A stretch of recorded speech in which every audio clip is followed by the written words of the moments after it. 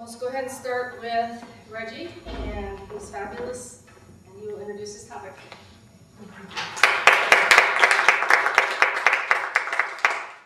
Thank you.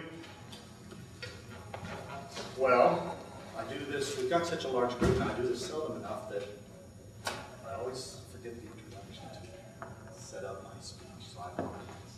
My speech today is a question. I'm going to start with a question. And if you've got kids or grandkids or nieces and nephews or kids in general, when the kid starts whining to you about, why do I have to go to school?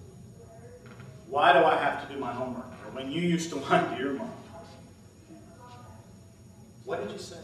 Or what do you say? What's the reason kids need to go to school? What do you tell them? I hated math, Mom. I hate math. And I did. Anybody else? I'll hear an amen.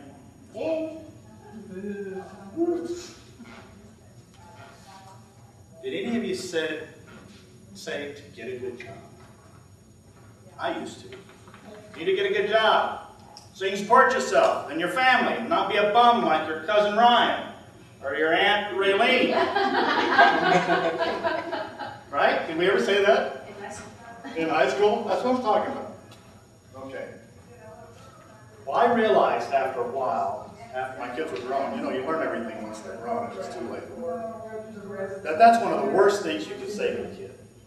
Really. You don't go to school to get a good job. That's hogwash. Let me begin explaining my philosophy by telling a story. We have a good friend, her name is Dana. She's about our age. And, well, she's in her 40s. Younger than I. I always like to ask people, what did you want to do when you were a kid? What was your goal? What was your dream? So I asked her, and her answer was, I wanted to be a dancer. As a matter of fact, I studied dance, took dance courses in college. I said, well, that's cool. Why didn't you do it? And she laughed and said, look at me. I'm a pear. And she was right. She was kind of pear-shaped, like a pear with arms, legs, and a head. But she could have done dance. I mean, just been creative, because that's a creative field, and created a whole new ballet. Maybe instead of the nutcracker, the pear cracker or the pear slicer or something. And she could have been this wonderful, spinning, flowing Bartlett. Right? But no, I didn't tell her that. What I did tell her was, when she said, I'm a pear, I said, so what? So what? What does that tell us when what was her response telling us when she said that? What's that? Yeah, but what's the excuse based on? I can't because of other people's perception.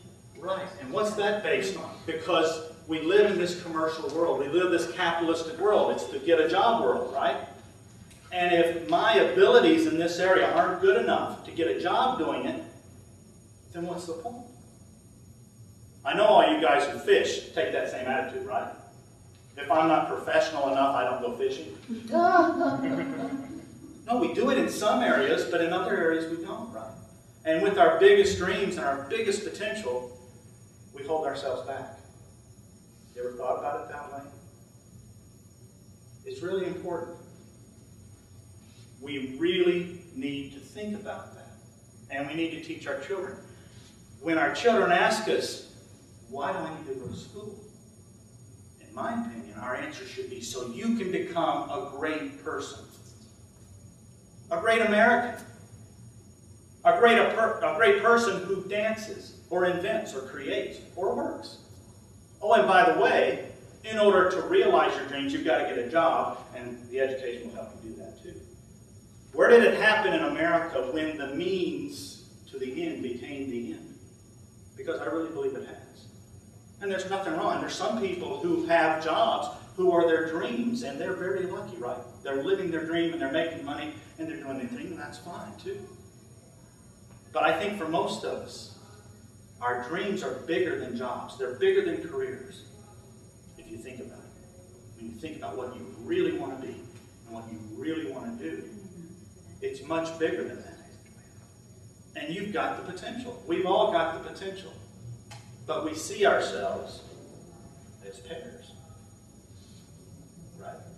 We see ourselves, when I was a kid, we see ourselves as our labels. When I was a kid, my nicknames were Bird Legs and Brillo Pad. I grew up in the 70s, and I called it a natural, but everybody else called it a fro. I was a white kid with a fro. Right? And we still believe our labels way too long that other people give us.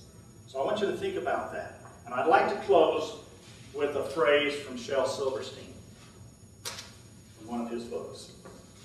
Listen to the mustn'ts, child. Listen to the don'ts. Listen to the shouldn'ts, the impossibles, the won'ts. Listen to the never haves, and then listen close to me. Anything